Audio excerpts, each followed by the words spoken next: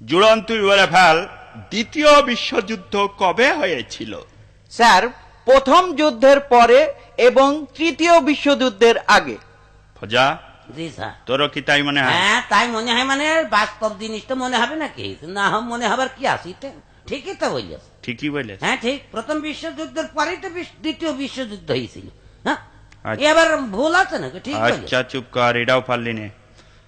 শামসুল বানান কর, তুই আঁকলি। সামনের চুল পিছনের চুল, শামসুল। মানে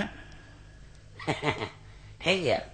ঠিকই আছে। হ্যাঁ, ওরা যা বল সব ঠিক। একটা বে ঠিক আমি পাইনি পর্যন্ত। তুই বল, নলেজ মানে কি?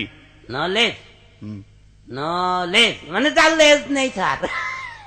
চার লেজ নেই। লেজ নেই।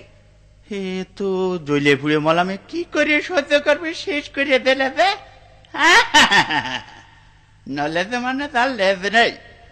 ওয়েলকাম মানে তুই কি বলে ফেলা? স্যার, তেল আসতে। ওয়েল মানে তেল আর কাম মানে আসা। ওয়েলকাম, তেল আসতে। ঠিক বলিস। তেল আসছে, তেল আসছে। একটাও হয়নি। মুখ্যমন্ত্রী মানে কি বলে ফেলা? মুখ্যমন্ত্রী, হ্যাঁ, মুখ্যমন্ত্রী মানে যে মন্ত্রী কিছু জানে না, অশিক্ষিত, সেই হচ্ছে মুখ্যমন্ত্রী। মানে মানে আবার কি? আপনি তো সেদিন বললেন যে তোরা পড়াশোনা করিস নি, তোর তো মুখ্যই থাকবে।